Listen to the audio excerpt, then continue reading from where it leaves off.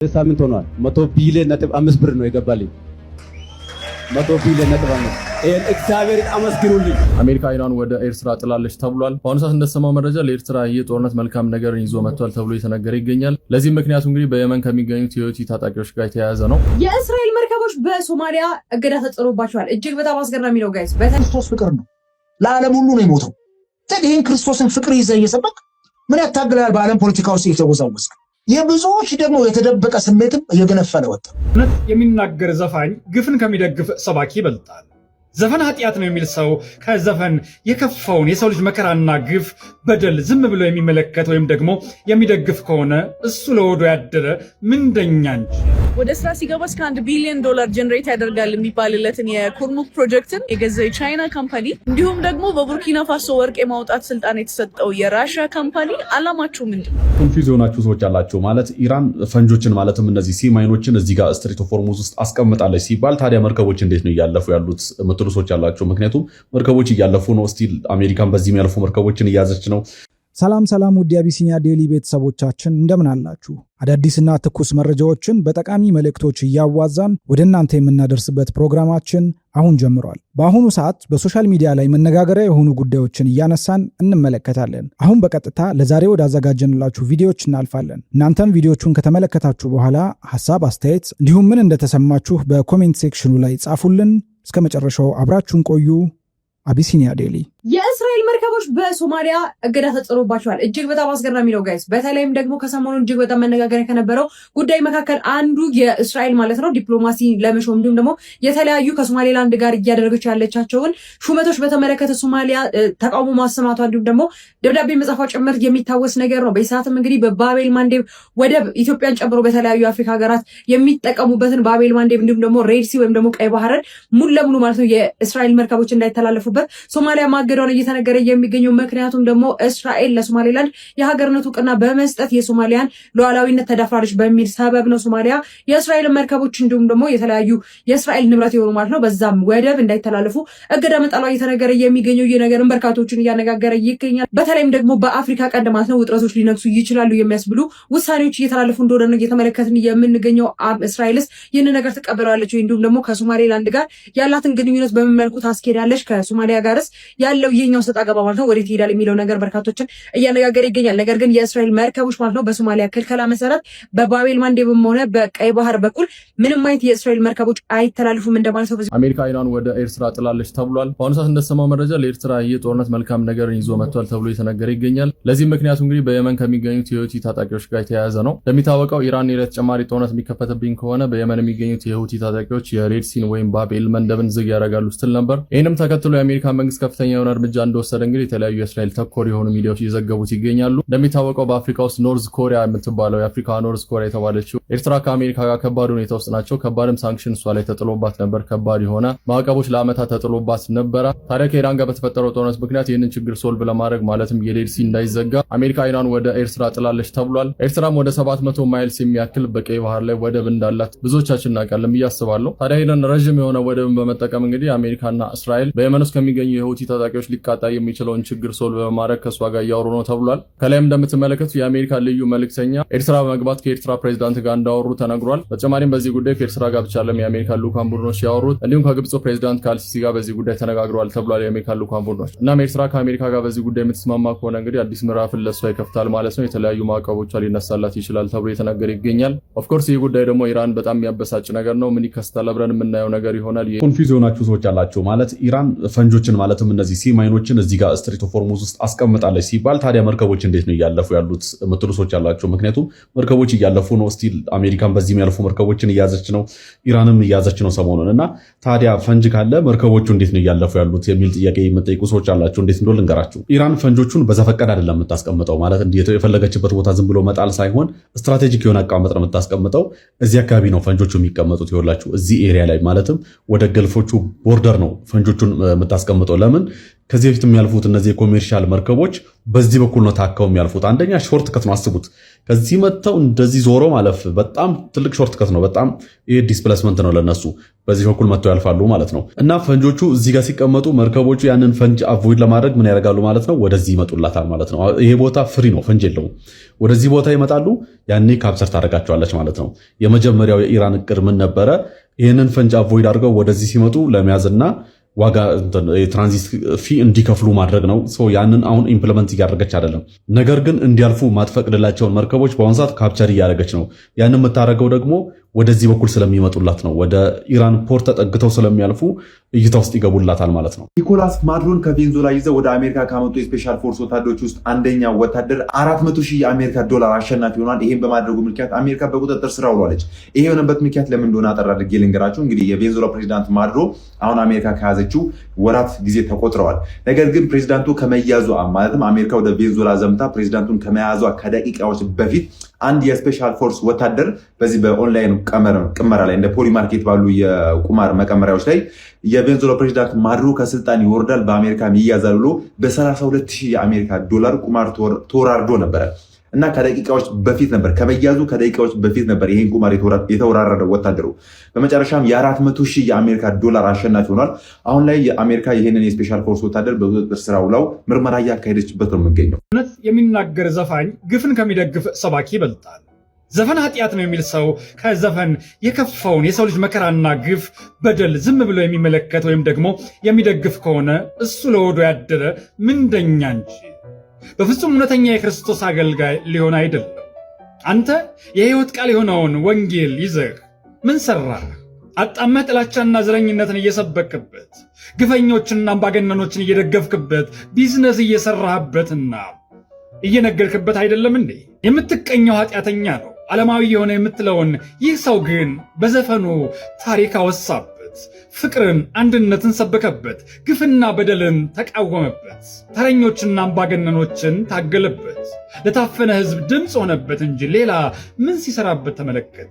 አንተ ክርስቶስን ይዣለሁ ብለህ በወንጌል ያልተቃወምከውን ጭራሽ ጠበቃ የሆንክለትን ግፍና በደል እሱ እውነታን ይዞ በዘፈን ተጋፈጠው። አንተ የክርስቶስ አድራ በልተ ለምድራዊ ገዢዎች እያሸረገድክ 1000 ዓመት ንገስ ስትል፣ ይህ ሰው ግን ለቆመለት ዓላማ በመታመኑ እየታሰረ እየተንገላታ ጥቅሙንና መብቱን እየተነጠቀ ብዙ ዋጋ የከፈለ ሰው አይደለም እንዴ? አንተ ጳጳስ፣ ሐዋርያ፣ ነቢይ፣ መምህር ተብለ ምን ዋጋ ከፈልክ? ከምትንቀው ኃጢአተኛና ዓለማዊ ከምትለው ከአንድ ዘፋኝ ያነሰ ጽድቅና ምግባር ይዘህ ትመጻደቃለህ። ግፈኛ፣ ግብዝ፣ ፈሪሳዊ፣ ባዶ ስብከት ከሚሰብክ ሐዋርያ ይልቅ ለድሆች ድምፅ የሚሆን ዋጋ የሚከፍል ዘፋኝ ለሕዝብ ቅርብ ነው። አንተ በሙያህ፣ በስብከትህ፣ በመዝሙርህ፣ በአገልግሎትህ ያልሰበከውን፣ ያልነካኸውን፣ ያልደረስክለትን ሕዝብ እሱ በሙያው በዘፈኑ ማረከው፣ አሳመነው፣ ልቡን ነካው፣ አስለቀሰው። አሁን ላይ ይህ ሕዝብ ከእረኛው ይልቅ ዘፋኙን ለምን ተስፋ አደረገ? ካንተ ስብከት ይልቅ ለምን በዘፈን መጽናናትን መረጠ? ከመዝሙርህ ይልቅ እንዴት ዘፈን ከፍቶ እየሰማ ለቀሰ? ወንጌል ስለ ፍቅር ብቻ አይሰበክም፣ ስለ ፍትህ ይሰበካል። ለሰው ፊት አያዳላም። ከተገፉት ከተጨቆኑት ጎን ይቆማል፣ ለድሆች ይፈርዳል። አንተ ግን መርጦ አልቃሽ ነህ። ድሃው ላይ ዘፋኙ ላይ ትበረታለህ እንጂ መስዋዕትነትን የሚጠይቀው ዋጋ የሚያስከፍለው የሄሮድስ ግፍና በደል ላይ ግን ዲዳ ነው። ይህ ሰው ዘፈን አወጣ በተባለ ቁጥር ዘፈን ኃጢአት ነው የሚል አጀንዳ ይዘው እዚህ ሰው ላይ የሚዘምቱ ሰዎች እውነት ዘፈን ጠልተውና ዘፈኑን ተጸይፈውት ነው? ኧረ በፍጹም። እነዚህ ሰዎች የዘፈን ኃጢአትነት ገዷቸው እንዳይመስል የጥቅም ተጋሪዎች የሆኑበት ስርዓት፣ መንግስት፣ አገዛዝ ስለተነካባቸው አንድም ታማኝነታቸውን ለማሳየት አንድም በፍርሃት ነው የሚጮሁት።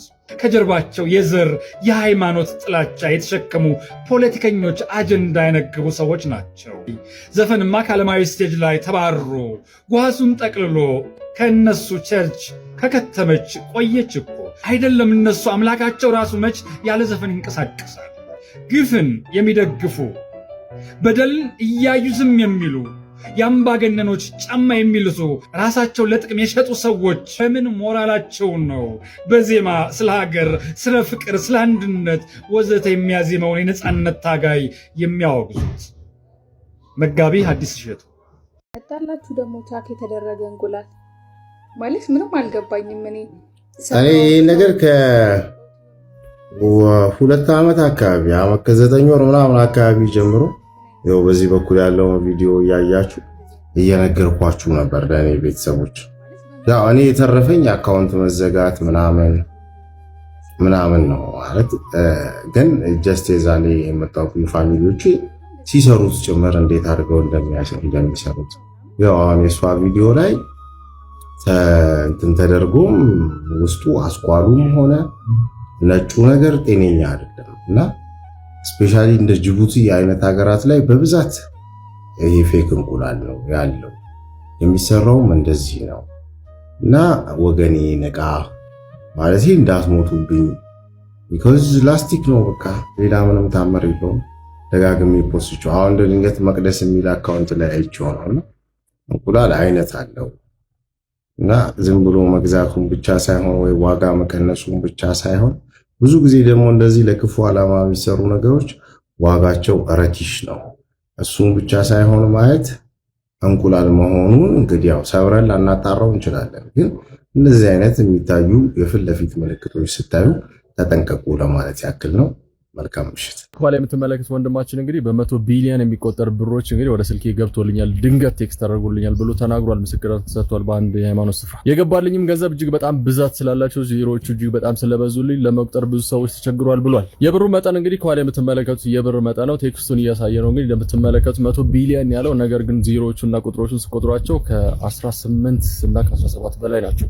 ቁጥሮቹንም ቆጥረን እንግዲህ የዜሮ መጠናቸውን ስንመለከት የቢሊዮን 9 ዜሮዎች ብቻ ነው ያሉት። እሱ ግን ተላከልኝ ብሎ ሜሴጁን ያሳየው የብር መጠን እንግዲህ በሁለቱ መካከል ነው፣ ማለትም በኳድሪሊየን እና በኳንቲሊየን። ለመጀመሪያ ጊዜ ነው ቁጥር ስጠራው ባይዘው። እናም የግለሰብ ተላከልኝ ያለው የብር መጠን እንኳን እኛ ኢትዮጵያኖች አይደለም እንደ ጠቅላላ ኢትዮጵያኖች አይደለንም በአለም ላይ ቁጥር 1 ባለ ሀብት የሆነው ኢሎን መስክ ራሱ ይሄንን የብር መጠን የለው። አይኖ እረዳለሁ፣ ፈጣሪ ነው ገንዘብን የፈጠረውና ይሄን ነገር ለማድረግ ለሱ አይከብድም። ነገር ግን በዚህ መልኩ ሃይባ ያጣው ስራ መሰራቱ እጅግ በጣም ነው የሚያሳዝነው። የነስ ብዛት ባለው ሰው መካከል ለዚህ ምስክር የሚሰጡና ምስክርነቱን የሚሰሙ ሰዎች ለማጣራት ጊዜ የላቸውም ወይ? እንደዚህ አይነት ቁጥር ለምንድነው የሚደፍሩት? በዛ ዙሪያ ያሉ ሰዎችና የሚከተሉት ሰዎችስ አሚን ብለው የሚቀበሉ ሰዎች እንዴት ይሄንን ነገር ማገናዘብ አቃታቸው? እንደዚህ አይነት ተግባሮች ውስጥ ማለትም ብዙ ሰው በአሁኑ ወቅት ፋይናንሻል ኒድ ባለበት ጊዜ እንደዚህ አይነት ተግባሮች ምን ያህል ሰዎችን ሊያሳስቱ ይችላሉ? ይሄንስ ነገር እንዴት ተመለከታችሁት የሚለውን ኮሜንት ላይ አስቀምጡልኝ። ይገርማል። ስህተት ሊፈጠር ይችላል በእንደዚህ አይነት አጋጣሚዎች። ነገር ግን ያንን ነገር ቀርጾ ከእንደገና ሶሻል ሚዲያ ላይ ፖስት ማድረግ ራሱ ብዙ ሰዓት ነበር ሪላይዝ ለማድረግ ይሄንን ነገር ስህተት መሆኑን ለማመን ማለት ነው። ነገር ግን ብዙዎች ካላቸው ድፍረት የተነሳ እንደዚህ አይነት ተግባሮች ያደርጋሉ። እጅግ በጣም ኃይል ይባል የሚገባው ነገር ነው። ሀሳባችሁ ኮሜንት ላይ አስቀምጡልኝ። እኔ በጣም ነው የገረመኝ። ሁለተኛ ቀን በሶስተኛ ቀን ብሩ አየሁት። ከዛ ባንክ ቤት እጅ ጠይቁ ምንድነው ይሄ ሁሉ ገንዘብ አለ እንዴ ያለ ምንድነው ይሄ ከቁጥር በላይ ነው እኛ አንችልም ቴሌብር ላይ ነው የገባልኝ። እዛ ጋም ሲሄድ ይሄ ሁሉ ችለን አንሰራም ኮኔክሽን እስከሚመጣ ድረስ ጠብቅ ብሎ እየጠበቁ ነው። ቴሌብር ማለት ነው ኮኔክሽን እስከሚመጣ ድረስ ማሰራት አንችልም ወይ ኮኔክሽን ሲመጣ ነው የምንሰራ እንጂ ምንድነው ይሄ ሁሉ ገንዘብ አለ እንዴ በዚህ ሀገር አሉ። ደግሞ ማን እንደላከ ስሙ ራሱ አጣን ኮምፒውተር ላይ ፈልገን።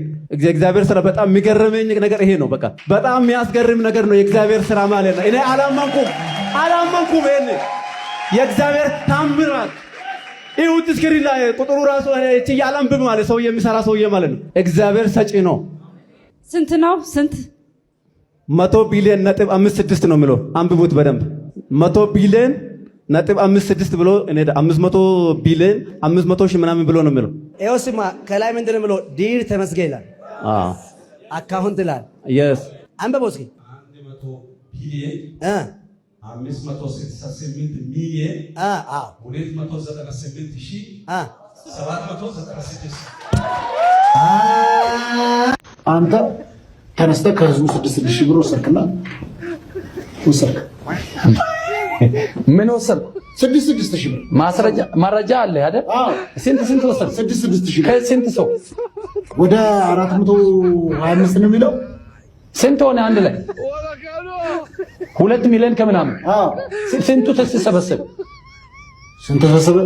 እንዴት ስንት? ከአንድ ሰው ስንት ነው ያገኘው? 6 ሺህ ብር በወር 500 ብር በአመት 6 ሺህ ብር ቆጥቧል። አገኘው። እሺ 6 ሺህ በእነርሱ ኬስ ላይ ሆኖ ምን ይሰራል? እስኪ ንገረኝ። እኔ በንግድ ነው የተቀበልኩት፣ በቸርች አይደለም። በኪሳቸው ምን ይሰራል ንገረኝ። እኔ ጋር ስመጣ እኮ 2 ሚሊዮን ነው እና በቃ ስራ ሰራውበት ይጠቅማቸዋል እንዴ እያልኩ ያለው ምንድነው? ከቅድም 6000 ብር ባንተ ኪስ ከሚሆን እኔ ጋር ቢገባ ይሻላል እያልኩ ነው ያለው። ስራ ይሰራል። ያ 6000ም ሰርቄ አይደለም የተቀበልኩት፣ በሰው ስምምነት ነው እንዴ 6000 እኔ ጋር ሲመጣ ስራ የሚሰራ እኮ ይኸውልህ 6000 ተጠራቅሞ እኔ ጋር ሚሊዮን ሆነ አይደለ? እነርሱ ጋር ሲቀመጥ እኮ 6000 ነው የሚሳ ነው በቃ እንዴ አንተ እኮ ሚሳ በልተህ እኮ የምትከፍለው ነው 6000 ብር። እኔ ደግሞ እኮ የሰዎች ተስፋና እምነት ጀምራለሁ። ባንስ ብድርና ቆጥባ ብሎ ቆጥበዋል ሰዎቹ ይተርፍላቸዋል። 6000 መመለስ እኮ እዚህ ቀደም አንድ ቪዲዮ ወደ እናንተ አድርሼ ነበር። ይሄም እንግዲህ በሊባኖስ የእስራኤል ወታደሮች ያደረጉት ድርጊት ነው። ይሄም እንግዲህ በሊባኖስ የሚገኘውን የጌታችን የመድኃኒታችን ኢየሱስ ክርስቶስ ሐውልት አውርደው በመዶሻ ወታደሩ ሲቀጠቀጥ የሚያሳይ ቪዲዮ ነበር፣ ተለቆ ነበር ይህ ቪዲዮ። ታዲያን ተከትሎ ድርጊቱ መፈጸሙን የእስራኤል ወታደሮች አምነው በተጨማሪም የእስራኤል ጠቅላይ ሚኒስትር ይቅርታ ጠይቋል፣ እንዲሁም አይዲኤፍ ይቅርታ ጠይቋል። በተጨማሪም እንግዲህ የወደመውን ሐውልት በዚህ መልኩ በወርቃማ መልኩ ሪፕሌስ አድርጎት ነበር ወይ በአዲስ መልኩ እንዲሰራ በማድረግ በዚህ መልኩ ሐውልቱን አስቀምጦ ነበር። ታዲያ በአሁኑ ሰዓት ከሊባኖስ በወጣው መረጃ መሰረት የአካባቢ ሰዎች ወይም አማኞች በእስራኤል ወታደሮች ሪፕሌስ የተደረገው ማለትም በወርቃማ መልኩ ሪፕሌስ የተደረገው እሱን በማውረድና ከዚህ በፊት የነበረውን ከእንደገና ሪፕሌስ በማድረግ በቦታው መስቀላቸውን በአሁኑ ሰዓት ተነግሯል። ምንም እንኳን የእስራኤል ወታደሮች ችግሩን አምነውና ይቅርታ ጠይቀው ይሄንን ሪፕሌስ ቢያደርጉትም ነገር ግን በዛሬው ዕለት እኛ ለራሳችን አናንስም በሚል መልኩ እሱን አውርደው በፊት የነበረውን በማደስ በዚህ መልኩ ቦታው ላይ አስቀምጠውታል ማለት ነው። ብሩ በጋዜጠኛ ላይ ጥቃት ተሰንዝሯል። ጋዜጠኛዋም ህይወቷ አልፏል። በተጨማሪም ደግሞ በእስራኤል ላይ ክስ ተመስርቷል። ይህ ነገር የተፈጠረው በሊባኖስ ሲሆን ሊባኖስ እንዲሁም ደግሞ እስራኤል የተኩስ አቁም ስምምነት ከተፈራረሙ በኋላ በትላንትናው ዕለት እስራኤል በሊባኖስ ላይ በተለይም ደግሞ በጋዜጠኞች ላይ ያነጣጠረ ጥቃት በመፈጸሙ ምክንያት 2 ጋዜጠኞች ጉዳት ከደረሰባቸው በኋላ ማለት ነው አንዲት ጋዜጠኛ ወዲያው ህይወቷ ማለፉን ነው የሊባኖስ ጠቅላይ ሚኒስትር እየተናገሩ የሚገኙት። ጠቅላይ ሚኒስትሩ እንደተናገሩት እንዲሁም ደግሞ በእስራኤል ላይ ክስ እንዳቀረቡት ከሆነም እንግዲህ አማል እንዲሁም በተጨማሪ ደግሞ ዘይነብ ፈራጅ የተባለች ጋዜጠኛ ለጋዜጣዊ ስራ በአካባቢው ላይ ተገኝተው ስራቸውን እየሰሩ በነበረበት ሰዓት እንግዲህ ጥቃት ተፈጽሞባቸዋል። በዛ ጥቃት ላይም ጉዳት ደርሶባቸው ነበር። ነገር ግን አንደኛዋ ጋዜጠኛ ወዲያው ህይወቷ አልፏል። እነሱን ለመርዳት ሲሄዱ የነበሩ መኪኖች እንዲሁም ደግሞ የእርዳታ መኪኖች ላይም እንግዲህ በድጋሚ ጥቃት መሰንዘሩና በተጨማሪ 2 ሰዎች መሞታቸው ነው ጠቅላይ ሚኒስትሩ እየተናገሩ የሚገኙት። ይህ ነገር የተሰማው እንግዲህ በዛሬው ዕለት ሊባኖስ እንዲሁም እስራኤል በአሜሪካ ንግግር 2ኛ ዙር ንግግር ማለት ነው ለማድረግ በሚገናኙበት ወቅት መሆኑም እንግዲህ በርካቶችን እያነጋገረ ይገኛል። ምናልባትም ንግግሩ ላይ እንግዲህ ተጽዕኖ እንዳይፈጠር ጭምር ነው በርካቶች ስጋታቸውን እያስቀመጡ የሚገኙት። የሊባኖሱ ጠቅላይ ሚኒስትርም ይህንን ነገር በመናገር በእስራኤል ላይ ክስ አቅርበዋል። በጋዜጠኞች ላይ የተነጣጠረ ጥቃት እንዲሁም ደግሞ የተኩስ አቁም ስምምነቱን ሊሽር የሚችል ጥቃት ነው ሲሉም ጭምር ነው እየተናገሩ የሚገኙት። በእስራኤል በኩልም የተለያዩ መግለጫዎች ጭምር እየወጡ ይገኛሉ። ወደ አካባቢው ላይ እንግዲህ ማንም እንዳይደርስ ወይም ደግሞ በአካባቢው ላይ ማንም ሰው እንዳይሄድ ማስጠንቀቂያ ተደርጎ ነበር። ነገር ግን ያንን ማስጠንቀቂያ በመሻራቸው ምክንያት ነው ጥቃት የተሰነዘረባቸው የሚሉ መረጃዎች ጭምር ናቸው እየወጡ የሚገኙት። እስራኤል ለምንድን ነው የፈለገችውን ብታደርግ በጸጥታው ምክር ቤት በዓለም አቀፍ ተቋማት አለፍ ሲልም በሀገራትም ጭምር ማዕቀብ የማይጣልባት በፈለገችው ጊዜ በፈለገችው ሀገራት ላይ የፈለገችውን እርምጃ ትወስዳለች። ነገር ግን የትኛውም ተቋም ሆነ ሀገር እስራኤል ላይ ማዕቀብ አይጣልባትም። በዚህ 2 ዓመት ውስጥ ብቻ እንኳን ብንመለከት በጋዛ፣ በሊባኖስ፣ በኢራን፣ በኳታር፣ በየመን፣ በሶሪያም ጭምር ሳይቀር ወታደራዊ እርምጃ ወስዳለች። ከጋዛ 56 ኪሎ ሜትር በላይ ከሶሪያ ደግሞ የጎላን ኮረብቶችን ሙሉ በሙሉ የያዘች ሲሆን አወዛጋቢ በሆነው ዌስት ባንክ ደግሞ ከ3400 በላይ ቤቶችን እየገነባች ነው። የጋዛን እንተወውና የኢራንን ብቻ እንኳን ብንመለከት ባለፈው ሰኔ ላይ ማለትም በ12 ቀን ጦርነቱ ወቅት ያደረሰችውን ጉዳት እንተወውና አሁን በቅርቡ አውዳሚ ሚሳኤሎችን የተሸከሙ ከ200 በላይ ፋይተር ጀቶችን ወደ ኢራን በመላክ የብረት የመድኃኒትና የኬሚካል ፋብሪካዎችን፣ ዩኒቨርሲቲዎችን፣ የሕክምና ተቋማትን፣ የነዳጅ ማጠራጣቢያዎችን፣ ስታዲየሞችን፣ ድልድዮችን፣ አየር ማረፊያዎችን ጭምር ሳይቀር ከፍተኛ ጥቃት አድርሳ አውድማቸዋለች። በዚህ ብቻ አላበቃችም። የኢራን ጠቅላይ መሪ አያቶላውን ከፍተኛ ወታደራዊ አመራሮችን ጭምር ሙሉ ለሙሉ ገድላቸውን አስወግዳቸው ማዕቀብ አልተጣለባትም፣ ካሳም አልከፈለችም፣ አልተጠየቀችም። አስባችሁታ ሌላ ሀገር ልክ እንደ እስራኤል ብድግ ብሎ የፈለገውን ሀገር ቢደበድብ፣ የሚፈልገውን ቦታ ቆርሶ ቢወስድ፣ የማይፈልጋቸውን አመራሮች ደግሞ ቢያስወግድና ቢገድላቸው ምን አይነት ውግዘትና ማዕቀብ ሊጣልበት እንደሚችል ሩሲያ በዩክሬን ላይ ጥቃት ሰነዘረ ተብላ ውግዘትና ማዕቀብ ብቻ አይደለም የሚጣልበት፣ በውጭ ሀገር የሚኖሩ ዜጎቿም ጭምር ሀብታቸውን አስገድደው እንዲሸጡ ተገደዋል። ሰሜን ኮሪያ ኒውክሌር ሰራሽ ተብላ የህዝቧን ህይወት መቀመቁ ውስጥ የሚቀጥ ማዕቀብ ተጥሎባታል። አሁን ይባስ ብሎ ደግሞ ኢራን ዩራኒየም እያብላላች ነው፣ ኒውክሌር ልትሰራ ነው ተብሎ እንደዚህ አይነት ዘመቻ ተከፈተበት። ሳዳም ሁሴን ኩዌትን ስለወረረ ብቻ የአሜሪካ ግዙፉ ጦር ነው የዘመተበት። የአውሮፓውያኑን እያንዳንዱን ድርጊት የሚቃወሙት ቻይናና ሩሲያ ጭምር ሳይቀሩ የብሪክስ አባል ሀገራት ላይ እንኳን እስራኤል ጥቃት ስትሰነዝር በእስራኤል ላይ ማዕቀብ አልጣሉባትም። ታዲያ ምንድን ነው ምክንያቱ? ሚስጥሩ የሚጀምረው እዚህ ጋር ነው። የሮስቻይልድ ፋሚሊ ነው። እስራኤል በዓለም ላይ ተፈርታ እንድትኖር እያደረጓት የሚገኙት የሮስቻይልድ ፋሚሊ ማለትም ዓለምን በስውር እጆቻቸው ይመሯቸዋል የሚባሉት ናቸው። ማለትም የዓለምን ፋይናንስ ሙሉ ለሙሉ ተቆጣጥሯል የሚባሉት እንደ ቫንጋርድና ብላክሮክ ያሉ ካምፓኒዎች ናቸው። ብላክሮክ የምንለው የዓለማችን ግንባር ቀደም የሀብት አስተዳዳሪ ድርጅት ነው። የተመሰረተው በ1988 ሲሆን መስራቹ ደግሞ ላሪ ፊንክ ይባላል። አይሁዳዊ ነው። ይሄ ድርጅት የሚመራው የገንዘብ መጠን ከ10 ትሪሊዮን ዶላር ነው። የአሜሪካ ዓመታዊ አጠቃላይ ጂዲፒዋ 37 ትሪሊዮን ዶላር ነው። ቫንጋርድ የተሰኘው ድርጅት የተመሰረተው በ1975 ሲሆን መስራቹ ደግሞ ጃክ ቦግል ይባላል። አሜሪካዊ ነው፣ ነገር ግን ቤተሰቡ ወይም የዘር ግንዱ አይሁድ ነው። ይሄ ድርጅት የሚመራው አጠቃላይ ገንዘብ ወደ 8 ትሪሊዮን ዶላር ነው። እነዚህ ሁለት ድርጅቶች በድምሩ 18 ትሪሊዮን ዶላር በላይ ረን ያደርጋሉ። እነዚህ ሁለት ድርጅቶች የዓለምን ፋይናንስ እንደፈለጉ ያሽከረክራሉ የሚባሉ ሲሆን የዓለም ትላልቅ የሚባሉ የሶፍትዌር ካምፓኒዎችም ጭምር ከፍተኛ ሼርን የተቆጣጠሩ ናቸው። ታዲያ እነዚህ ድርጅቶች እስራኤል ዓለም በሙሉ እንዲፈራትና እንዲያከብራት ያደረጉ ድርጅቶች ናቸው። ዓለምን በስውር እጃቸው የሚመሩት የሮትቻይልድ ፋሚሊ እስራኤል ዓለም ላይ ተፈርታ እንድትኖር እያደረጓትና ያደረጓት ናቸው ይላሉ። እናንተ ምን ይመስላችኋል? እስኪ ሀሳባችሁን ኮሜንት ላይ አስቀምጡልኝ። ለድሃና ለምስኪን ፍረድ ይላል፣ ሆድህን ሙላ አይልም። እና በእንዲህ አይነት ሲቹዌሽን ውስጥ እንደ ቴዲ አፍሮ አይነቶች ማንም ሳያስገድዳቸው ራሳቸውን ለመስዋዕትነት ማቅረብ በማያስፈልጋቸው ኖ ለህዝብ ቆማለሁ ብለው ያላቸውን ምቹ ላይፍ ሰውተው የህዝብ ልጅ ሲሆኑ ለሶሻል ጀስቲስ ሲጮሁ ልናጨበጭበላቸው ይገባል። መንፈሳዊ ነኝ የሚለው ምንድን ነው የሚያደርጉት? ዘይት እየቸረቸረ እየሸጠ ነው።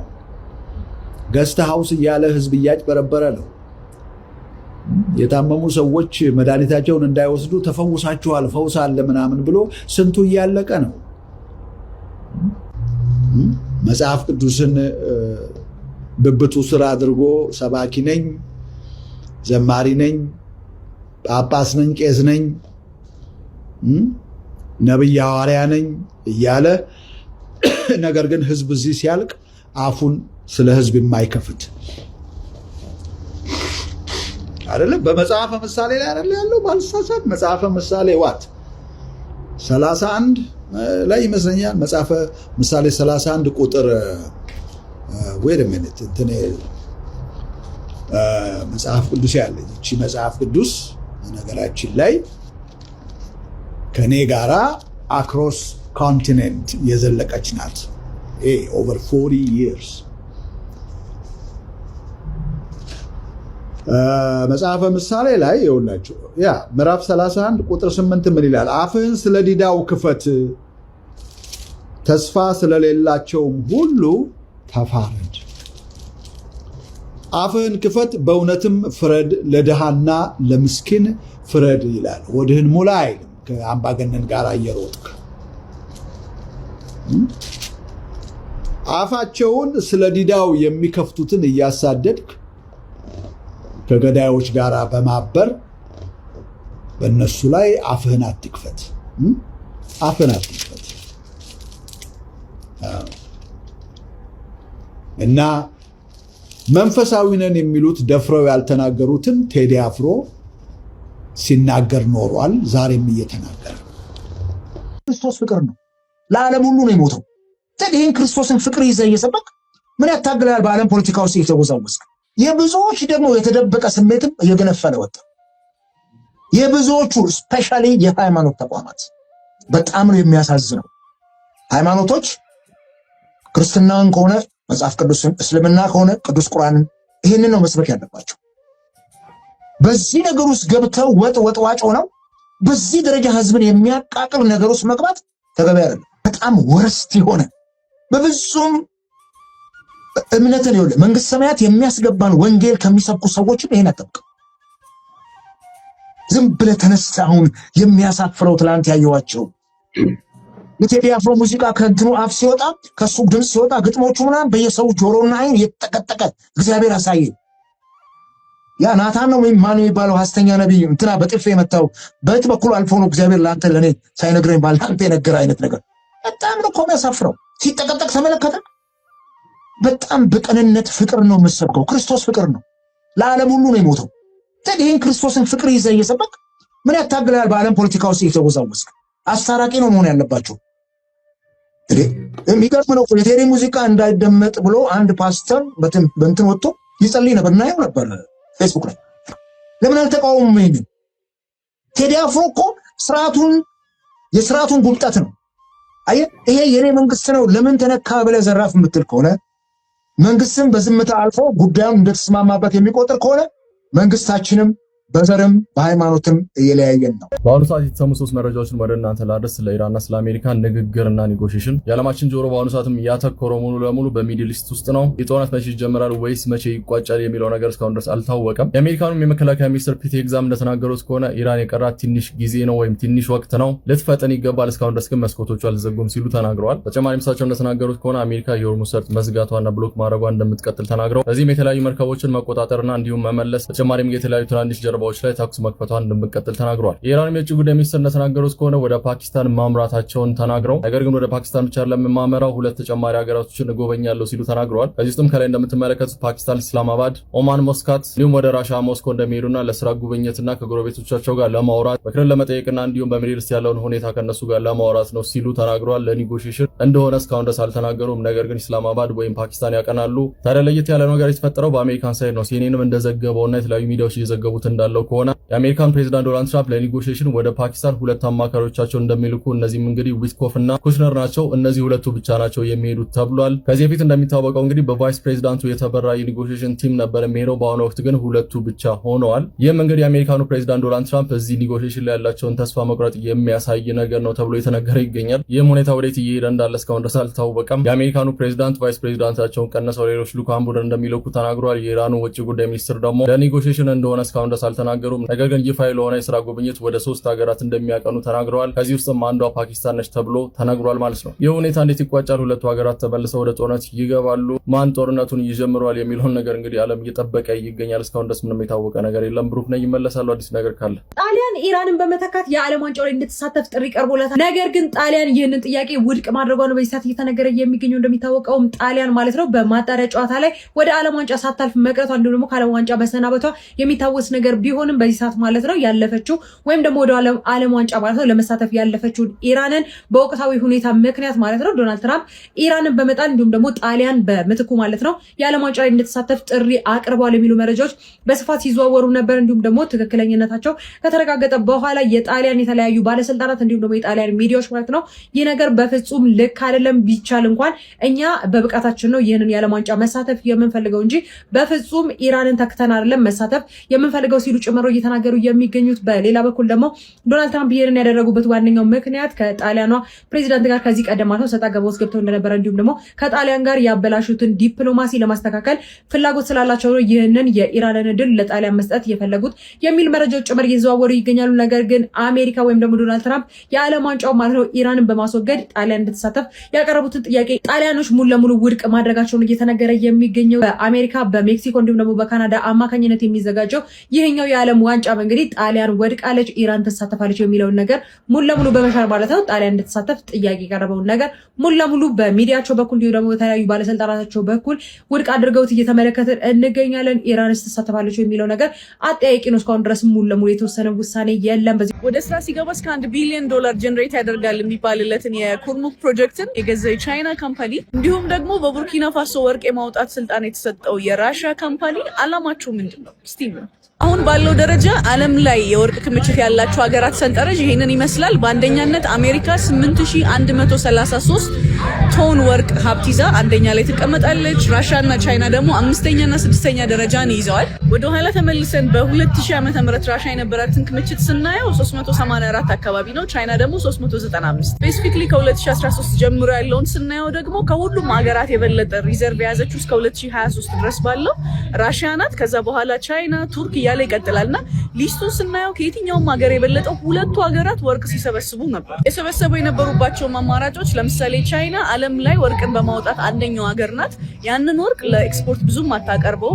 ራሻም እንደዚሁ ቶፕ ከሚባሉ ሀገራት ናት ወርቅን በማምረት የራሳቸውን ወርቅ ለገበያ ከሚያቀርቡት ይልቅ የሚይዙት ይበልጣል። ሁለተኛው ደግሞ ከሌሎች ሀገራት በመግዛት ነው። ለምሳሌ ራሻ ማዕቀብ ሲጣልባት ከ2022 በኋላ ማለት ነው በአሜሪካኖችና በአውሮፓውያን የተያዘባት አሴት ብዛት $300 ቢሊዮን የሚገመት ነበር። ስለዚህ ንብረታቸውን በፎሪን ከረንሲ መያዝ አቁመው ለምሳሌ በዶላር እና በዩሮ የነበረውን ንብረታቸውን በሙሉ ወደ ወርቅና ወደ ቻይና ዩዋን ቀይረዋል። በዛም ደግሞ ወደ 41% የሚሆነው ሀብታቸው በጎልድ በወርቅ የተቀመጠ ሲሆን ቀሪው 60% በቻይና ዩዋን ተቀምጧል። በ2025 ቻይና ከራሽያ የገዛችው የወርቅ ብዛት ወደ $1 ቢሊዮን የሚጠጋ አካባቢ ነው። ከዛ ውጪ ደግሞ ሶስተኛው አማራጭ እንደነ ኢትዮጵያ፣ ቡርኪና ፋሶ፣ ኮትዲቯር፣ ማሊ ያሉ ሌሎችም አፍሪካ ሀገራት ላይ መጡና ኢንቨስትመንት በማድረግ ሊሆን ይችላል ወይም ደግሞ ኢን ኤክስቼንጅ ኦፍ ኢንፍራስትራክቸር ሊሆን ይችላል የወርቅ ማውጫዎችን ይቆጣጠራሉ። ለምሳሌ በቡርኪና ፋሶ ኬስ ስናየው ኖርድ ጎልድ የሚባለው የራሻ ካምፓኒ የቡርኪና ፋሶን ወርቅ የማውጣት ፍቃድ ተሰጥቶታል።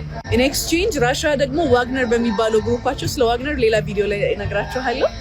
ዋግነር በሚባለው ግሩፓቸው አማካኝነት ሴኩሪቲ ለቡርኪና ፋሶ ኦፈር ያደርጋሉ። በኢትዮጵያ ኬዝ ደግሞ ቤንሻንጉል የሚገኘውን የኩርሙክ ፕሮጀክት እንዲሰራ ፍቃድ ያገኘው አላይድ ግሩፕ የሚባለው የካናዳ ካምፓኒ ነበረ። ቻይናው ዚጂን እንግዲህ ይህንን ካምፓኒ ነው የገዛው። እነዚህ የሩሲያና የቻይና ካምፓኒዎች የሚወጣውን ወርቅ ወደ ሀገራቸው ይወስዱትና መንግስታቸው ያለውን የወርቅ ክምችት እንዲጨምር ይረዱታል ማለት ነው። እነዚህ ሀገራት የወርቅ ክምችታቸውን በዚህ ፍጥነት እየጨመሩ ያሉበት ምክንያት ዲዶላራይዜሽንን ማካሄድ ስለሚፈልጉ ወይንም ደግሞ የዓለም ገበያ ዶላር ላይ ያለውን ጥገኝነት እንዲቀንስና እንዲያቆም ስለሚፈልጉ ነው። ወርቅ ከየትኛውም ሀገር ወይም መንግስት ጋር የተገናኘ አይደለም። ስለዚህ አሜሪካ የፈለጉት ሀገር ላይ ማዕቀብ ቢጥሉ የሀገር ጥሩ የሚባል የወርቅ ክምችት ካለው ኢኮኖሚካሊ እንዳይጎዳ ይረዳዋል። ምክንያቱም ለምሳሌ ሌትስ ሴይ አሜሪካ አንድ ሀገር ላይ ማዕቀብ ስትጥል ዶላሯን ነው የሀገር እንዳይጠቀም የምትሰበስበው። ደግሞ ማለት ማዕቀብ የሚጣልበት ሀገር ከፈለገው ሀገር ጋር ንግድ ግብይትን እንዳያደርግ ተጽዕኖ ይፈጥርበታል። ስለዚህ ኢኮኖሚ ዳይሬክትሊ በሚባል ደረጃ ይጎዳል ማለት ነው። እነ ራሽያ፣ ቻይና ያሉ ስፔሻሊ ደግሞ ብሪክስ መስራች የሆኑ ሀገራት ደግሞ ከዚህ ተጽዕኖ ስር መውጣት ስለሚፈልጉ በወርቅ የሚደገፍ ከረንሲ ነው ፕሮሞት እያደረጉ ያለው። ኦፊሻሊ በግልጽ ወጥቶ ዶላርን አንጠቀም የሚል ነገር ባይናገሩም ከጀርባ ግን ዶላሩን ውድቀት እያመቻቹለት ይመስላል። ዛሬ ሚያዝያ 15 እጅግ አሳዛኝ አስደንጋጭ መረጃ አለ ለመላው ኦርቶዶክሳውያን። ይህን አሳልፈው ዋዛ ፈዛዛ ታይሆን ጭፈራ ታይሆን። በአርሲ ውስጥ ሚያዝያ 13 ቀን 3 ኦርቶዶክሳውያን ሲገደሉ 3ቱ ደግሞ ያሉበት አይታወቅም፣ ደብዛቸው አይታወቅም። ቤተሰብ እየተጨነቀ ነው ያለው። ቆይ የማህተብ ጉዳይ የቤተ ክርስቲያን ጉዳይ ሲመጣ እንዲህ የምታሳልፉ ሰዎች ጤነኛ ናችሁ? አንገታቸው ስላሰራችሁት ማህተብ ስላሰሩ ብቻ እኮ ነው እነዚህ ሰዎች እየተገደሉ እየተሳደዱ ያሉት፣ ዛሬ መኖሪያቸው እንኳን ያልታወቀው። የኛ ቪዲዮ ይጠፋል፣ ቢያንስ ሼር፣ ኮፒ ሊንክ አድርጉት፣ ድዊት አድርጉት፣ ቪዲዮ ስሩላቸው። አንድ ስጸልዩ በጸሎት አስቧቸው። እኔና እናንተ ከጎናቸው ያልቆምን ዛሬ ማን ከጎናቸው ሊቆም ነው?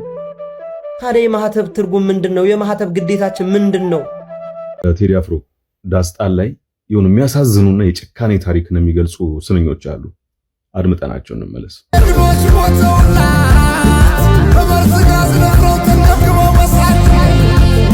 አደመጥነው አይደል? እነማን ናቸው እነዚህ? በመርዝ ጋዝ የነፈሩት በእሳት የተንገበገቡትና የተለበለቡት እነማን ናቸው?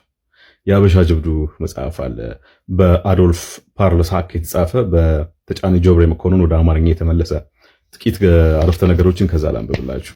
ጥር 23 ቀን 1936 ዓ.ም ጣሊያኖች ተሸንፈው ከለቀቁት የጦር ሰፈራቸው ወረዩ የኢትዮጵያ ወታደሮች እንደ ምርኮ ዘርፈው ካመጧቸው ንብረቶች አንዷ አንድ ቀጠን ያለች ቡናማ ቀለም ያላት ፈሳሽ ነገር የተሞላባት መስታወት ነበረች። በዚች በመስታወት ቱቦ ላይ የተለጠፈ ወረቀት ተጠንቀቁ፣ ይሄ በመርዝ ጭስ የተቃጠለ ሰውነት ማከሚያ ነው ይላል። አዎ ይህ ጣሊያኖች ኢትዮጵያን ሲወሩ ጀምሮ የኢትዮጵያን ሰራዊት በመርዝ ጭስ አፍነው ድራሹን ለማጥፋት መወሰናቸውን ያሳያል። አሊያማ ደካማው የባላገሩ ሰራዊት እንኳን የመርዝ ጭስ ሊጠቀም ቀርቶ እዚህ መርዘኛ ጭስ መከላከያ ጭንብል ከረጢት እንኳን የሌለው ከመሆኑም በላይ መርዙ እንኳን ቢኖረው እንዴት አድርጎ እንደሚጠቀም እንኳን የማያውቅ መሆኑን የሚያውቁ ያውቁታል። ጥር ወር መጨረሻ ላይ ጣሊያኖች በደጃዝማች አበሬ ጦር ሰፈር ላይ አንድ ትልቅ የመርዝ ጭስ የተሞላም የመስታወት ሙቃጫ የመሰለ ነገር ጣሉ። ይህ መስታወት ሙቃጫ በደጃዝማች አበራ ሰፈር ከመሬት ወድቆ ሲከሰከስ ወደ ቢጫነት የሚወስደው በጣም የሚገማም ጉም ሲነሳ በጊዜ ያየው ኮሎኔል ኮኖሎቭ እጅግ በሚገርም ፍጥነትና ሁኔታ ከተቀመጠበት ተነስቶ እንደ አበደ ሰው ወዲና ወዲያ እየሮጠ በጣም ከፍ ባለ ድምፅ ተጠንቀቁ፣ ቶሎ በሉ፣ የመርዝ ጭስ ቶሎ በሉ፣ ቶሎ ወደ ላይ ወደ ገደሉ ውጡ፣ ብቻ ረዘም ላሉ ደቂቃዎች ያለማቋረጥ በሰባራ አማርኛ፣ ትግረኛ፣ ኦሮምኛ ለፈለፈ። አዎ የኮሎኔሉና በኋላ የኛንም ድምፅ የሰሙ እስካሁን በየዋሻው የተደበቁ ከየመሸጉበት ቦታ እየወጡ ከጣሊያን አውሮፕላኖች በተጠመደ የመትረየስ ጥይት እየወረደባቸው ልክ እንደ ዝንጀሮ ከየምሽጋቸው ዘለው እየወጡ ገደሉን እየቧጠጡ ሽቅም መውጣት ጀመሩ። መጽሐፉ ይቀጥልና በዚህ አደገኛ የመርዝ ጭስ የተቃጠሉ ምንም አይነት ዶክተርና መድኃኒት በሌለበት የጦር አውድማ እየተቃጠሉ ወደማይቀርበት ዓለም አዘገሙ እያለ ይቀጥላል።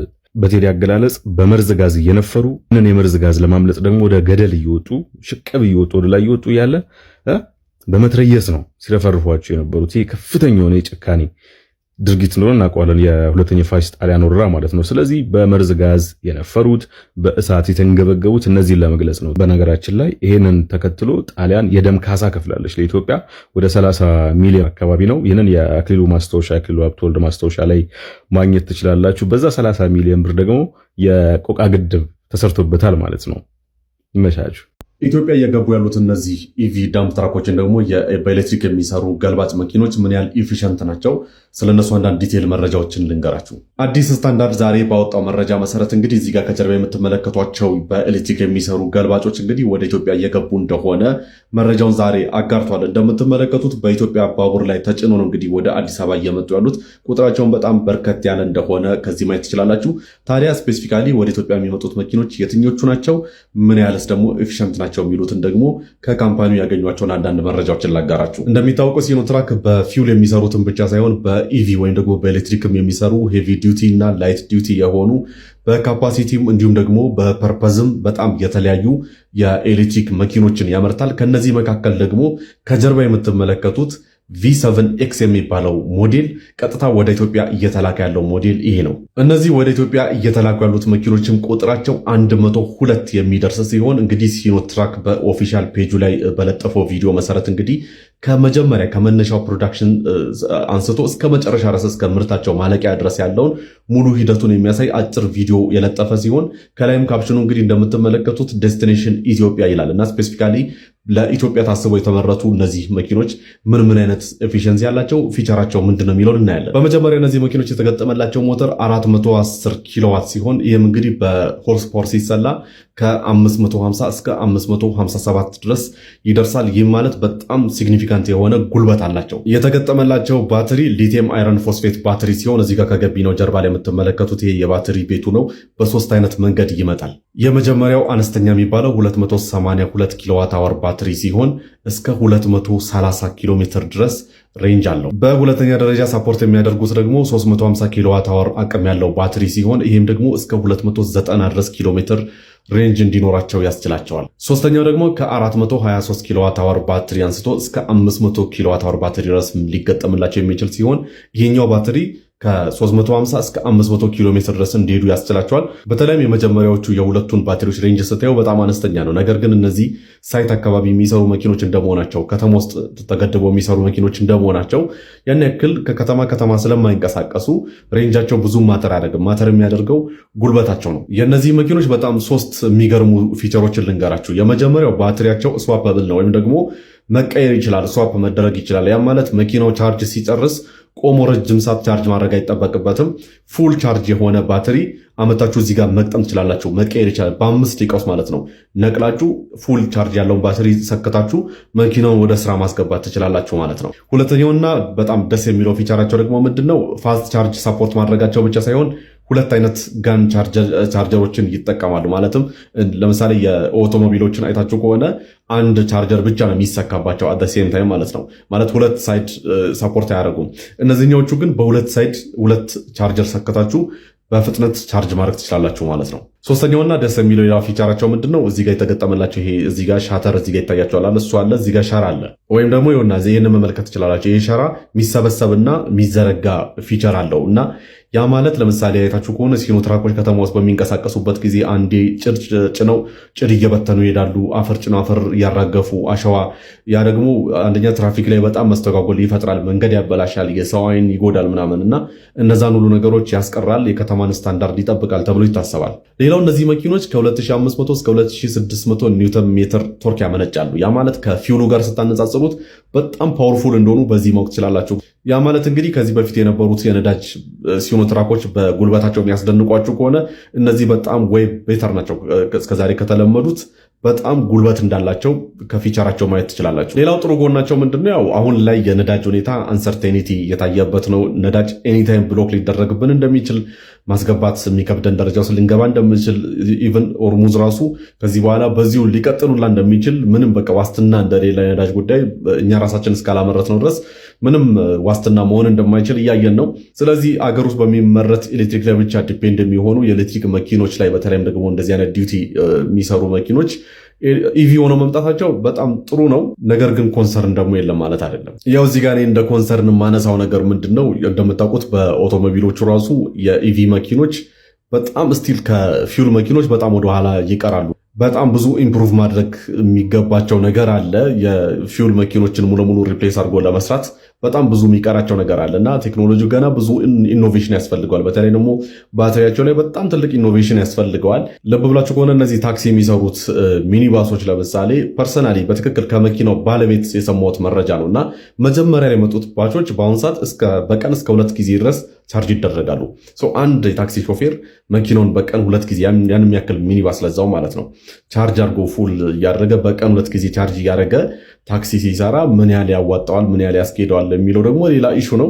አሁን ላይ ከባትሪ ጋር ተያይዞ በጣም ብዙ ኢሹዎች አሉ። የኤሌክትሪክ መኪኖች ላይ አቅማቸው በጣም አጠያቂ ነውና እዚህ ኢትዮጵያ ውስጥ ያለውን ቻሌንጅ ደግሞ ተቋቁሞ ምን ያህል ኢፌክቲቭ ይሆናሉ የሚለው ደግሞ ሌላ ራሱን የቻለ አንድ ቻሌንጅ ነው።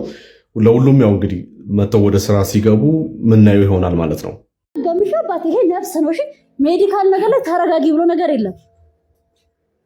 ደፋር አምጣ ብሬ ነው ፖሊስ ታልጠራ አምጣ ናስያባ ምን ይፈትልኝ መድኃኒት ኤክስፓየር ያደረገ መድኃኒት ትሸጥልኛለህ?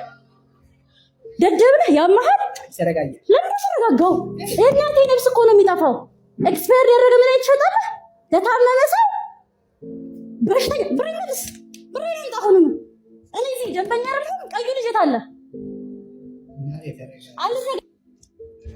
አይተኸው የሸጥከው ምንድነው? ባላወቀ የምትሆነው ምንድነው? ባላወቀ ቆመህ የምታየው ምን አላለፈም ወይ? አልረጋጋም።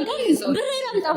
ይኸውልህ ወሬ አይደለም የፈለኩት። እሺ ከአንተ ጋር 1-2 ልመላለስ አይደለም የመጣሁት። ብሬን ልወስድ ነው። 350 ብር ይሁን መልስክ 350 ብር 215 ብር ይሄው መልስክ 100 ምናምን ብሩን አምጥቻለሁ። ደደቦች ናችሁ። ሁለተኛ ነገር ሌቦች እፖስተዋለሁ ደግሞ።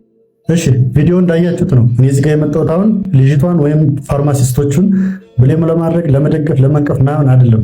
ባጭሩ ተጠቃሚው ማህበረሰብ እንደዚህ አይነት ነገር ሲያጋጥመው ምንድነው ማድረግ ያለበት የሚለውን ነገር ለመጠቆም ነው። ከዛ በተጨማሪ ደግሞ ሌሎች ፋርማሲስቶችስ ቢሆን እንዲህ አይነት ነገሮች እንዴት ነው ማኔጅ ማድረግ የሚችሉ የሚሉትን ነገሮች በተቻለኝ አቅም ለመጠቆም ልሞክር። እዚህ ጋር እንዳያችሁት ልጅቷ የወሰደችው መድኃኒት ኤክስፓየር ዴቱ አልፏል። 03/2026 ነው የሚለው። አሁን ደግሞ 04/2026 ነው። ያ ማለት ይሄ መድኃኒት ኤክስፓየር ዴቱ አልፏል። ግን ኤክስፓየር ዴቱ ካለፈ ራሱ 1 ወር አልሞላውም እንዳያችሁት ነው። ነገር ግን ምንም ይሁን ምንም ኤክስፓየር ዴቱ አልፏል። ብልላችሁ ፈልጌ ነው። ኤክስፓየር ያደረጉ መድኃኒቶችን ኢንቴንሽናሊ የሚሸጡ ፋርማሲስቶች ይኖራሉ። አንኢንቴንሽናሊ ደግሞ እንደዚህ ሳያውቋቸው ከስቶር ሳያወጧቸው ቼክ ሳያደርጉ ሳያስተውሉ ሊሸጡላችሁ ይችላሉ። ስለዚህ ዋቴቨር ዘ ሪዝን ኢንቴንሽናሊም ሆነ አንኢንቴንሽናሊ ያ መድኃኒት ገዝታችሁ ከወሰዳችሁት በኋላ ብታውቁ ሜይ ቢ ከወሰዳችሁት በኋላ ሊሆን ይችላል ሳትወስዱት ሊሆን ይችላል። ብታውቁ ምን ማድረግ አለባችሁ የሚለው ነው የምነግራችሁ። ፋርማሲስቶች ፎር ሹር አንዳንዴ እንደዚህ ወር ሳይሞላቸው ምናምን ወይ ሳምንታት አልፏቸው የሚገኙ ኤክስፓየር ዴቶች ሜይ ቢ አንዳንዴ ኖቲስ ላይ ይደረጉ ይችላሉ፣ ቼክ ላይ ይደረጉ ይችላሉ። ስለዚህ ባጭሩ እንደዚህ ኤክስፓየርድ ያደረገ መድኃኒት ገዝታችሁ ሄዳችሁ ሰዎች ሳትጠቀሙ ካወቃችሁት ኢትስ ኦኬ። ያንን ሰውም ሄዳችሁ በግልጽ ማናገር ነው። ከዛ አኮርዲንግሊ የሚደረገው የህግ አግባብ ካስፈለገ የህግ አግባብ፣ ቅድም እንዳልኳችሁ ሳያውቁትም ከሆነ ደግሞ ልክ እንደዚህ በሳምንት በአንድ ወር ምናምን ባልሞሉ ልዩነቶች ከሆኑ ነግራችሁት ያን መድኃኒት ከስቶር እንዲያስወግዱ ታደርጋላችሁ። ኢንቴንሽናሊም ከሆነ በህግ አግባብ እንዲጠየቁ ማድረግ። ነገር ግን ኢንቴንሽናሊ የሚሆን አንኢንቴንሽናሊ ያን ኤክስፓየር ያደረገ መድኃኒት መሸጥ ከህግ አያስጥልም። ወይም ደግሞ አንኢንቴንሽናሊ ነው የሸጣችሁት ማለት ህጋዊ ናችሁ ማለት አይደለም። ይሄን ልታውቁ ይገባል። ሌላኛው ምንድነው አንድ መድኃኒት ኤክስፓየርድ አደረገ ማለት በምታስቡት ልክ ዳንጀረስ ላይሆን ይችላል። ያ ማለት ውሰዱት ማለት አይደለም። አዳምጡኝ። ለምሳሌ ልጅቱ እንዳያቸዋት በጣም ፓኒክ ስታደርግ ነበር። እናቷ እንደሚገላት በጣም እየሰደበቻቸው ነበር ምናምንና በልጅቱ ቃላት እኔ ደስተኛ አይደለሁም። ምክንያቱም ህግ አለ፣ ህግ ያለበት ሀገር ነው ብለን እያሰብን ነው። እንግዲህ በህግ አግባብ መጠየቅ አለባቸው ፋርማሲስቶች። እሱም ማድረግ ትችላለች። ከዛ ውጭ እነሱ ጋር እንደዚህ አይነት ንግግሮች ልክ ናቸው እያላሰብም ከሆነ የማይቀር ደግሞ እንግዲህ ልጅቷ ያው የእናት ጉዳይ ሆኖባት ነው፣ የህይወት ጉዳይ ነው። ስለማታውቅ መድኃኒት ኤክስፓየር ዳረገ ማለት ዳይሬክትሊ ዳንጀረስ እንደሆነ ስለምታምን ለዛ ሊሆን ይችላል። እንደዚህ በጣም ፓኒክ አድርጋለች፣ ታስታውቃለች፣ ልጅቱ ደንግጣለች። ስለዚህ እዚህ ጋር ምንድነው ዋንስ መድኃኒቱን ወስዳችሁት ከሆነ በአብዛኛው ሜዲኬሽኖች ኢፌክቲቭነሳቸው ይቀንሳል እንጂ ዳንጀረስ አይሆኑም። በአብዛኛው ነው ያልኩ። አንዳንዶቹ ደግሞ ጥቅምም ጉዳትም ሳይኖራቸው ኢቭን አንዳንዶቹ ሜዲኬሽኖች ደግሞ ኤክስፓየሪ ዴታቸው ካለፈ በኋላ ከጠቃሚነት ይልቅ ወደ ጎጅነት የሚቀየሩ መድኃኒቶች አሉ። በሶስት ነው እንትን የሚሉት ማለት ኢፌክቲቭነሳቸው ቀስ እያለ ስሎሊ የሚቀንሱ አሉ። ኤክስፓየሪ ዴታቸው ከደረሰ በኋላ ምንም ጥቅም ምንም ጉዳትም የማይሰጡ አሉ። ዳንጀር የሚሆኑ ደግሞ አሉ። ያ ማለት ግን በቃ እንደ መርዝ ሆኖ በአንድ ይገላሉ ማለት አይደለም። ፓኒክ የምታደርጉ ሰዎች በቃ ራሳችሁን ማረጋጋት አለባቸው። ዋንስ ሀፕን ካደረገ በኋላ በጣም እንደ መርዝ ምናምን መቁጠር የለባችሁም። ያን ያህል ወደ ጤና ተቋም መሄድ አለባችሁ። ያን የገዛችሁበትን ቦታ በህግ አግባብ መጠየቅ አለባችሁ። ከዛ ውጭ ግን ዳይሬክትሊ እንደሚገላችሁ አስባችሁ ፓኒክ ማድረግ አስፈላጊ ነው ብዬ አላስብም። ከዛ በመጨረሻ ደግሞ ምንድነው አንድ መድኃኒት ኤክስፓየሪ ዴት ሲጻፍለት እስከዛ ኤክስፓየሪ ዴት ኢፌክቲቭሊ ይሰራል ማለት ነው። በነገራችን ላይ ገብቷቸዋል። ያ ፋርማሲውቲካል ካምፓኒ ያን መድኃኒት ሲያመርተው ኤክስፓየሪ ዴት ሲሰጠው እስከዛ ኤክስፓየሪ ዴት ድረስ ኢፌክቲቭሊ ይሰራል ማለት ነው ያድራል። ከዛ በኋላስ ኢፌክቲቭ አይሆንም ማለት ነው። ከዛ እየቆየ ሲሄድ እንደነገርኳቸው እንደየመድኃኒቶቹ ልዩነት ይከፋፈላሉ ማለት ነው። ጥቅም ጉዳት የሚሰጡ ኢፌክቲቭነሳቸው የሚቀንስ ቶታሊ ደግሞ ወደ ሌላ ጎጅ ነገር የሚቀየሩ ተብሎ ከዛ እች ልጅ አሁን ማድረግ የነበረባት አንደኛ የድራጉን ስም እንትን ብላ የተገዛላቸው ታካሚ ያ መድኃኒት ጀምረው ተወስዶት ከነበረ መድኃኒቱ ምንድነው ይጎዳል፣ ምንድነው ያለው ኤክስፓየር ዴት ካለፈ በኋላ ያለው ተጽዕኖ ምንድነው የሚለውን ብታቅ ይጠቅማታል። ሰዎች እንደዛ በስድብ ምናምን ከማዋከብ እነሱም በህግ አግባብ ለህግ አመልክታ እሷ ደግሞ ወደዚህኛው መፍትሄ ብትል ይጠቅማታል ብዬ አስባለሁ። በእርግጥ አሁን ላይ እንደምታውቁት ለብዙ ነገሮች መፍትሄ ተደርጎ እየተወሰደ ያለው ሶሻል ሚዲያ ነው። ህግና መንግስት ምናምን የሚደርሰው ከዛ በኋላ እየሆነ መጥቷል። አሁን ገብቷቸዋል።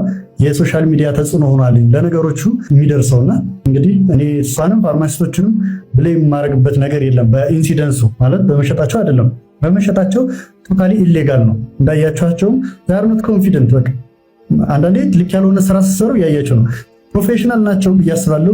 በዛ ልክ እንደዛ ስታመናጭቃቸው ስትሰድባቸው ራሱ ምንም ምላሽ መስጠት አልቻሉ። ያ ማለት ደግሞ በቃ ጥሩ ስራ ስላልሆነ ነው። ይሄ ነገር ገብቷቸዋል። ምን ያህል ሞራላችሁን፣ ኮንፊደንሳችሁን፣ ስታተሳችሁን እንደሚያወርድ እያያችሁ ነው። ፕሮፌሽናሊዝም የሚባለው ነገር ራሱ ምን ያህል እንደሚጣስ እያያችሁት ነው። ስለዚህ ፋርማሲስት የሆናችሁ ሰዎች በየጊዜው እንደዚህ ቼክ ማድረግ ሜዲኬሽናችሁን፣ የምትገዙ ሰዎችም ደግሞ የምታውቁ ራሳችሁ እንደዛ ማየት፣ የማታውቁ ደግሞ ማሳየት ለህግ አግባብ ራሱ ያመች ዘንድ ይሄ ድረግ ወይም ይሄ መድኃኒት ኤክስፓየር ዴቱ አገልግሎቱ አልፏል አላለፍም ቸክ አድርግልኝ እስኪ ብላችሁ እዛው ላይ መጠየቅ።